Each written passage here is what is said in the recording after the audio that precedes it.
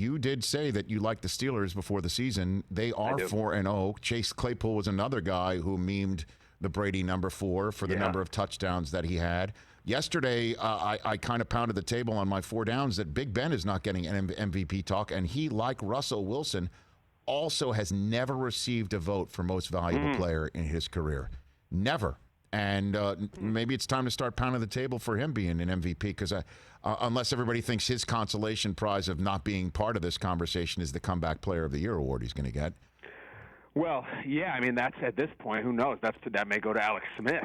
There's going to be a lot of competition at the NFL honors, but what you bring up for MVP is fascinating, because it's a little like the Royal Rumble. You get the couple of guys in the ring early, and we had Russ and we had Rodgers.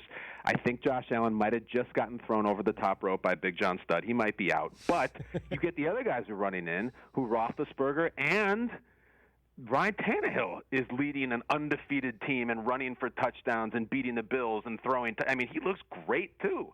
So this thing is not going to be Patrick Mahomes throws 50 touchdowns and runs away with it, or Lamar runs for 12,000 yards. It's going to be down to the last month, and we got some heavyweights in there throwing punches. I agree with you about Pittsburgh.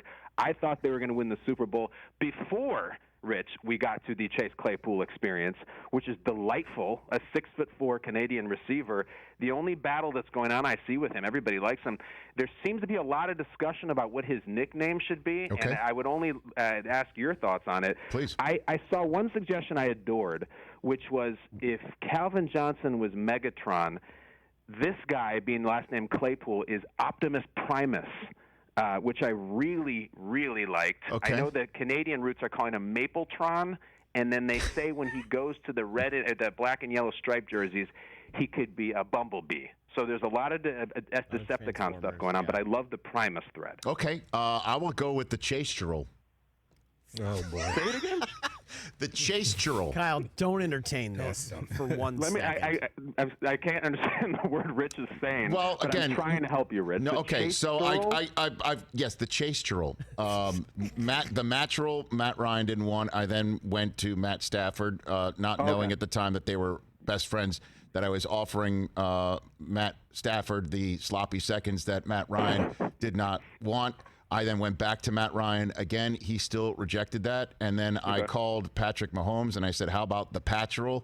He laughed via text and said, no, thank you. I then went back to Matt Ryan again. This is the Letterman style of humor, to take something, beat it up, and then beat it to death. This was Matt Ryan's response to that. You got to move on. You got to move on. He told me to move on. So I won't move on from just the fill-in-the-blank Churl. I could go Clay Churl. We could do that. Pool Churl. Did you ever try the Dak Churl? Never tried it. Never tried it. That does sound like a nice, tasty treat at Fat Tuesdays, like you can get that could pack a wallop. By the way, Xerxes Blood might be my next fantasy team name. I wrote that one down. That's a good one. That's a good one. XCR-XCS. So I'd like that. Mapletron is not a bad one. I kind of, you gotta know that he's Canadian, and you got to know that he's tall. That's the problem with that one. Yeah, he likes the attention. Typically, when I think of Canadian-rooted wide receivers who draw attention to themselves all day long, I think of Nate Burleson. But there's a new guy here. Ladies and gentlemen, ladies and gentlemen, that is Good Morning Football shots fired right there. I do think, though, that in the halftime segment of last night's game, Bill Cowher gave Nate the credit for angry runs. Whoa. Yeah, did you hear that one? I think what happened is I think Nate texted him something about angry runs, and then Bill did his best to credit me with it. But listen, I'll take it. This is me screaming in my leaky basement about guys running over each other. So the fact that it goes to the CBS Broadcast Center and Bill Cowher is talking about angry runs, it's pretty awesome, Rich.